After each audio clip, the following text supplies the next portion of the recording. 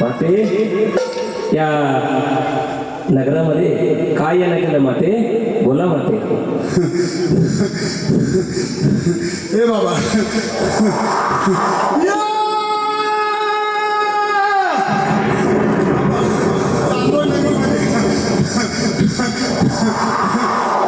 सावं राज्यस्तरीय धर्मीय अधिवेशन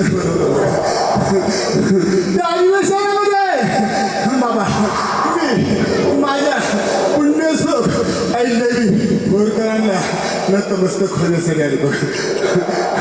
दुसरं बाबा हे संमेलन भरवण्यासाठी ज्या ज्या लोकांना हातभार असेल, मग आर्थिक असू दे, मानसिक असू दे किंवा ज्ञानाचा वाटपूर असू दे, त्यांचं आयुष्य असंच सुखाचं समृद्धीचं भरभट जाऊ दे. महत्वाचं या लोकांकडून अशी जनसेवा, देशसेवा, धर्मसेवा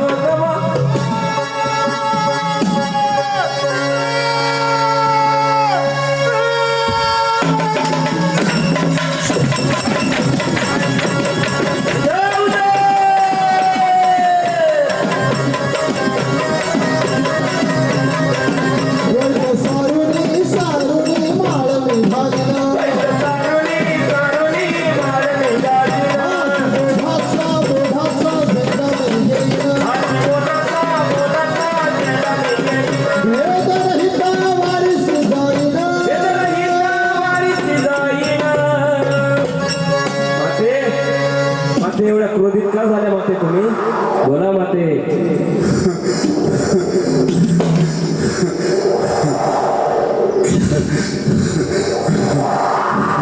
हे बघ या पृथ्वीवर काही वाईट कर्म चाललं. महत्वाचं या ज्या पृथ्वीवर वाईट संकट येतात ना, त्याला जबाबदार तुम्ही बाबा. महत्वाचं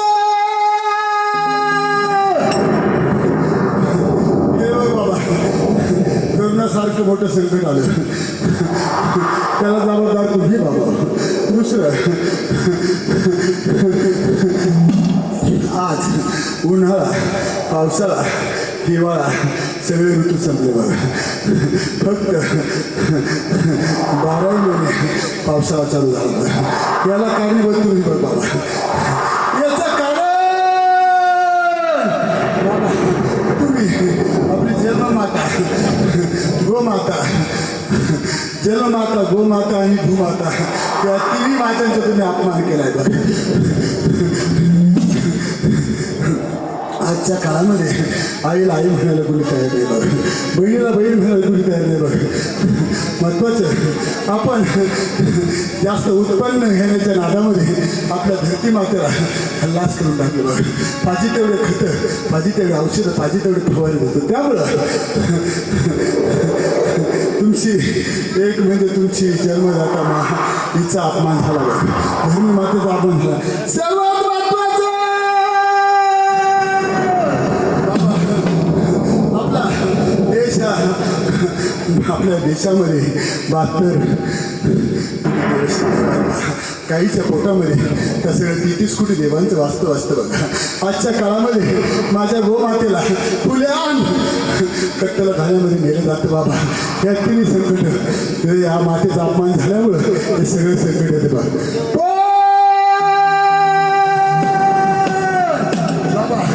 जोपर्यंत या पृथ्वीवर या महाराष्ट्रामध्ये नवे त्या नाशिकमध्ये जोपर्यंत जन्मदाता आई आपली गोमाता आणि आपली धरती माता याला जोपर्यंत मान भेटत नाही ना बाबा तोपर्यंत याच्यापेक्षा मोठे मोठे संकट येते.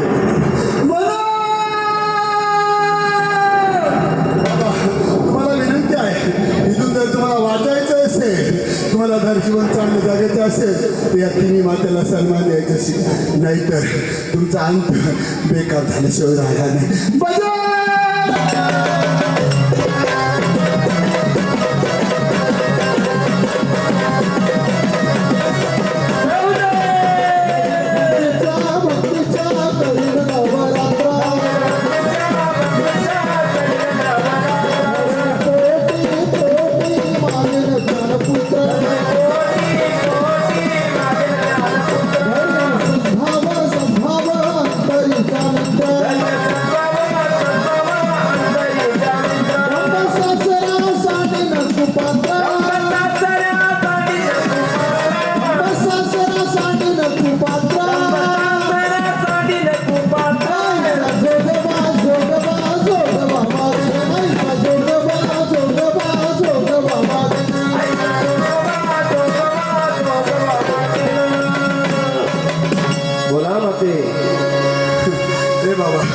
एवढं तर जाऊ दे बाबा.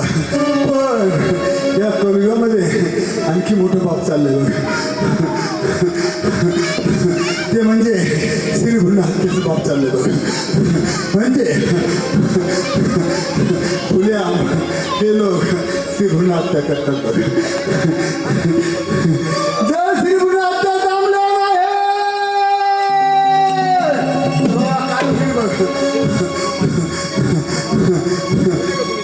ज्या आजीनं आपल्याला लहानपणी आपल्या हातावर खेळवलं खाऊ पिऊ घातलं बाबा ते पण आता थांबलं नाही ना बाबा. त्या आजीला आपण आजी वेळेचा चाक विसरून जाऊ बाबा. दुसरं ज्या आईनं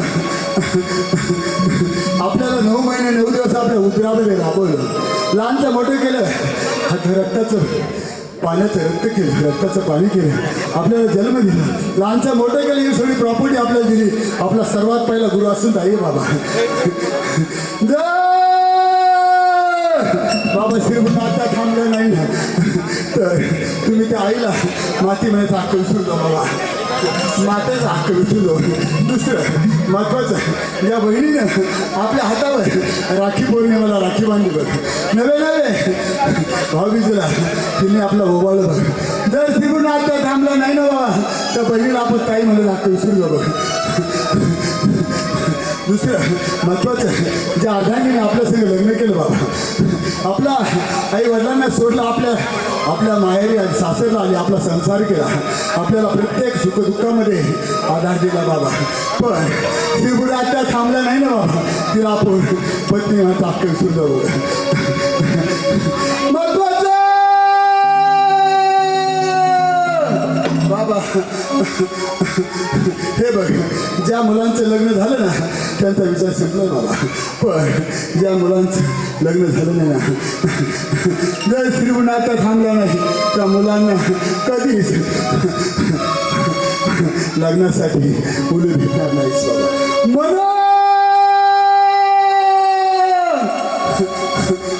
माझी शपथ आहे माझ्या ताईला, माझ्या बहिणीला, माझ्या आईला, माझ्या ताईला बाबा, इथून पुढं कोणतीच, माझी शपथ आहे, कोणतीच बहीण आपला गर्भ तपासून घेणार नाही. महत्वाचं तर मुलीचा गर्भ असला तर माझी कोणतीच बहीण आपल्या नवऱ्याचा हक्क असू दे, नवऱ्याचा आग्रह असू दे, सासू सासऱ्याला आग्रह असू दे, आई बापाचा आग्रह असू दे, कोणती माझी बहीण इथून पुढं श्रीगुण हत्या आपला गर्भपात करणार नाही. महत्वाचं बाबा, चंद पैशासाठी कोणी जर डॉक्टर श्रीगुण हत्या करत असतील त्या डॉक्टरांना मी कधीच जिवंत सोडणार